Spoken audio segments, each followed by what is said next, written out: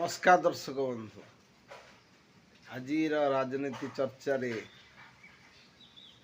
गोटे बढ़िया विषय नहीं आम आसीचु पांड्यान जो तामिली तामिली कहीकि रत्नभंडार चाबी चोरी कर कही एवं कोटी कोटी टंका चोरी करनेले बोली दुर्नीतिग्रस्त शासन विरुद्ध रे कही बीजेपी वाला अर्थर भोट नहीं गले 2024 इलेक्शन रे किंतु वर्तमान यूटर्न हेची विषय वस्तु को जीवा पूर्व प्रथमे दयाकरी भी आपण मानक मो चैनल टाको सब्सक्राइब कर दियंतु एवं लाइक करी हाइप बटन टाको चिपी दियंतु। प्रथम कथा हला 2024 इलेक्शन टी आपण माने सुनिथिबे तामिली लोकटा को आम कहीं भोट दबू नवीन पट्टनायक भोट देले पांड्यान राज करिवे एवं पांड्यान हेबे ओडिशार मुख्यमंत्री यह कही बीजेपी और यह लोक मैंने ग्रहण करथिले एवं कही जे पांड्यान को आम कहीं भोट दबू एवं ए नेगेटिविटीटा जोरसोर चली एवं पांड्यान रत्नभंडार चाबी नहीं जाइछंती बोली कहला एवं पांड्यान ओडिशार कोटी कोटी लोकों को बेकार करी सब पांड्यान तामिली लोकों को आनी काम लगौथिले बोली कहवा एवं बीजेपी यार फायदा उठेई लोकों मानक पाखरे पहुँचीला एवं लोक मैंने यहाँ ग्रहण करथिले जा फल बीजेडी सरकार टी बुड़ी जाइथिला किंतु वर्तमान से 2 वर्ष गड़ीगला बीजेपी सरकार विफलता लोक मानक सामना को आसिला एवं वर्तमान लोक मैंने कहते जे आमे किछि अधिक पाइबा आशारे सुना मुंडाटा को हरई देइचु जो पांड्यान को लोक मैंने विरोध करुथिले एबे सेही पांड्यान को लोक खोजिलेनी एवं आपण माने तो जानिथिबे जे ओडिया झियो आमर सुजाता राउत केन्द्रापड़ार झियो सुजाता राउत बलुरिया गाँव झियो आम ओडिया माटीर झियो सुजाता राउत पांड्यान हटई देइछन्ति नवीन बाबू कारण से विवाहित जो पांड्यान विरुद्ध जो नेगेटिविटी आसतिला ताकू काले लोक माने ग्रहण करिवे सेतिपई सुजाता राउत को बीजेडी दल रे पूरा जाइछि किंतु सुजाता राउत एवं सुजाता राउत पांड्यान से गोटे लोक माने एबे डायरेक्ट कहउचंती पांड्यान आमे सर्वे करिथिलु जे नवीन सरकार भल ना आपण मोहन माझी सरकार भल एवं गरीब निष्पेषित दुखी दरिद्र लोक माने एबे कहउचंती ना पांड्यान शासन भल थिला एवं सुजाता पांड्यान जो आसी बीजेडी रे जॉइन करचंती बीजेडी रो दल बल शक्ति बढ़िबारे लागिची यह लोक माने कहउचंती आमे माने देखुचु विभिन्न सोशल मीडिया रे कहउचंती पांड्यान तमे फेरी आस नवीन बाबू तमे फेरी आस आउ आपण मानकर गोटे हिट गीत थिला हे नवीन बाबू आमे तम फैन फैन फैन ए गीतटा मध्य चारिआडे बाजुची तेणु नवीन पट्टनायक पुनरावृत्ति हब 2029 रे बोली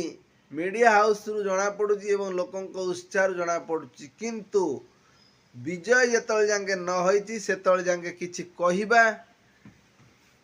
असंभव कारण मोदी जी सारा ओडिशा भारत वर्ष रे एक सुपरिचित ना एवं ओडिशा में सारा विश्व रे एक नंबर 1 नेता मोदी जी को फाइट करिवा एते सहज कथा नुहे थरे गद्दी पळैची माने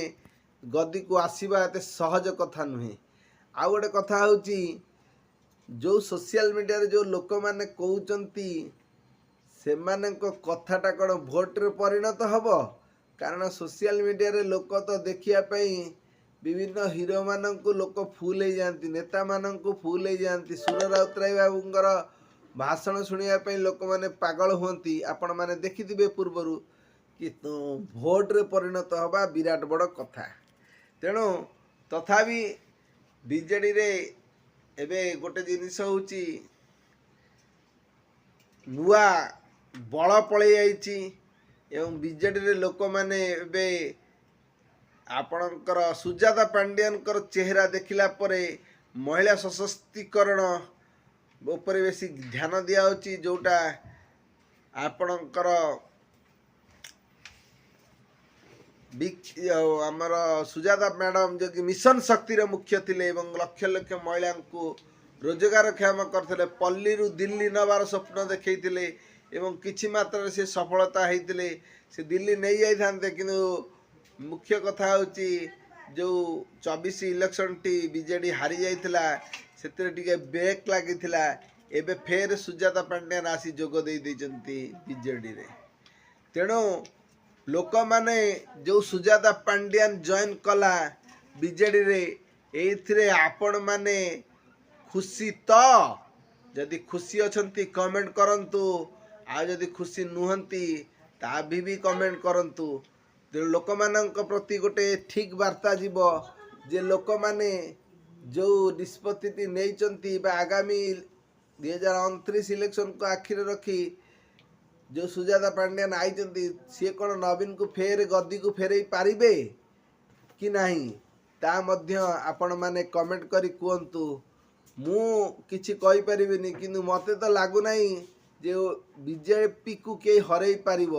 କାରଣ ନରେନ୍ଦ୍ର ମୋଦିଙ୍କର ସଶକ୍ତ ଶାସନ ସାରା ଭାରତବର୍ଷରେ ଭଲ ଅଛି, କିନ୍ତୁ ଗୋଟେ ଜାଗା କେବଳ ଓଡ଼ିଶାରେ ଟିକେ ପ୍ରୋବ୍ଲେମ୍ ହେଉଛି। ମୋହନ ମାଝୀ ଠିକ୍ ଭାବରେ ଡିସିସନ୍ ନେଇପାରୁନାହାନ୍ତି। ମୋହନ ମାଝୀଙ୍କ ଉପରେ ପ୍ରଥମଥର ମୁଖ୍ୟମନ୍ତ୍ରୀ ହେବାର ପ୍ରେସର ଥିବାରୁ ତେଣୁ ମୋହନ ମାଝୀଙ୍କୁ ଲୋକମାନେ ଟ୍ରୋଲ୍ କରୁଛନ୍ତି, କିନ୍ତୁ ମୋହନ ମାଝୀ ଖାଲି ମୁଖ୍ୟମନ୍ତ୍ରୀ ହେଇଛନ୍ତି ଅସୁବିଧା ହେଇଛି ବୋଲି କ'ଣ ବିଜେଡ଼ି ସରକାର ବିଜେପି ସରକାର ଭାଙ୍ଗିଯିବ? ତା ନୁହେଁ। ଦରକାର ପଡ଼ିଲେ ଅଲଗା ମୁଖ୍ୟମନ୍ତ୍ରୀ ହେବେ। ଚର୍ଚ୍ଚା ବି ଚାଲିଛି ମୋହନ ମାଝୀଙ୍କୁ ବିଦା କରି ନୂଆ ମୁଖ୍ୟମନ୍ତ୍ରୀଟେ ଓଡ଼ିଶାରେ ଫେର ଦିଆଯିବ।